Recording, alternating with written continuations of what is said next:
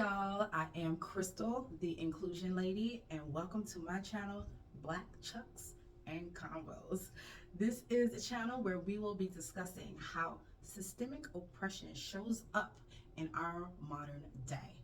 Now, we're trained to think that all the isms and the systemic oppressions and all of that stuff is over because we've written amendments for those things and we're all living in a utopia. And why do we keep bringing these things up? Because we're all free now, right? Wrong. Instead of everything showing up like it used to be back in the day, very overtly offensive, it is now transformed into a covert way and a subtle way of being offensive. And you need to be trained to understand how that shows up. Hence why I am here, because I have been trained and I understand how to spot it when I see it. And especially when it shows up in the media and pop culture, even in the beauty industry. But we will be talking mostly about the media's role in terms of the focus on race, for sure. So, I look forward to talking to people who want to learn about this or who are already clear about what these things look like, because I invite your comments. I want you to be able to add on to what I'm saying. And even if you don't agree, that's great, but be respectful because I will check you.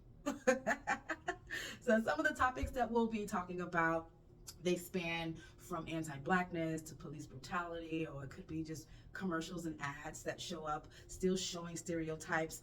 We can be talking about beauty and how we have Eurocentric standards or some other standards that are completely unrealistic that may be tied to some isms of oppression. Okay, storytelling, we'll be talking about gender wars, we'll be talking about topics like our raptresses that we love or love to hate. We are all down for some music and hip-hop, right? But mostly we'll be using leadership tips to be able to face when oppression shows up, or face offenses and learn how to not be offended or how to not be offensive. And if you are offended, what do you say to that? We'll be learning that here. And every little bit counts. This information is not just for us to soak in and take on today, but it is for the generations of tomorrow, because after all, we are inheriting the earth from our children, are we not?